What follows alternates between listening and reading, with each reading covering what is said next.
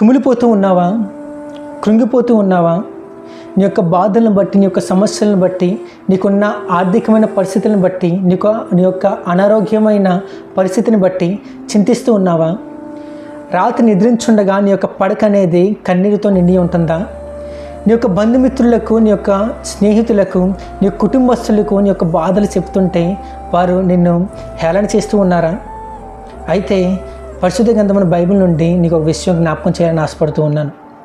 కీర్తన గ్రంథము 34వ అధ్యాయం 18వ వచనం మనం చూసినట్లయితే అక్కడ ఈ విధంగా వ్రాయబడి ఉంది. విరిగిన హృదయము గలవారికి యెహోవా ఆసనుడు, నలిగిన మనసు గలవారికి ఆయన రక్షించును. ఎప్పుడైతే నీ యొక్క విరిగిన హృదయము గలవారిగా నువ్వు ఉన్నట్లయితే, నలిగిన మనస్సు గలవారిగా నువ్వు ఉన్నట్లయితే, నీకు తండ్రి అయిన దేవుడు సెలవిస్తున్న మాట ఏంటంటే ఆయన నీకు ఆసీనుడిగా ఉన్నాడు.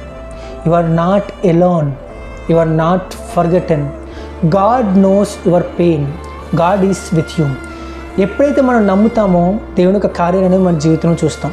ఈరోజు దేవుడు నీతో ఉన్నాడు అని నువ్వు నమ్మినట్లయితే కామెంట్ సెక్షన్లో ఆమేన్ అని వ్రాయండి.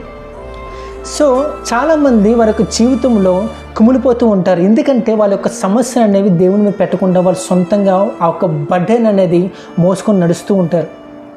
అందుకే మత్తయి సువార్త 11వ అధ్యాయం 28వ వచనం ఒక మాట ఉన్నది. అదేంటంటే, ప్రయాసపడి భారం మోసుకుంటున్న సమస్త నా జనులారా నా యొద్దకు రండి, నేను నీకు విశ్రాంతిని కలుగు చేస్తానని సెలవిస్తూ ఉన్నాడు ఆయన. ఈరోజు నీ యొక్క సమస్యలను బట్టి ప్రయాసతో నువ్వు బాధపడుతూ ఉన్నావేమో. ఈరోజు ఆయన దగ్గరికి వచ్చి ఆయన దగ్గర ఎప్పుడైతే నువ్వు ఒక సమస్యను పెడతావో ఆయన నీ యొక్క సమస్యను తీసివేస్తాడు. This message for someone today. God knows your tears, God knows your pain. ఎప్పుడైతే నువ్వు ఆయన మీద ఆధారపడతావో దేవుని యొక్క కార్యాలు అనేవి నీ జీవితంలో చూస్తావు.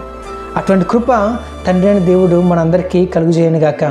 ఈ యొక్క ఆదరణకరమైన వాక్యం అనేది ఎవరికైనా కావాలి అని అనుకుంటే కనుక ఈ యొక్క వీడియోని మీ యొక్క బంధుమిత్రులకు, మీ స్నేహితులకు షేర్ చేసి ఆస్వాదించబడండి.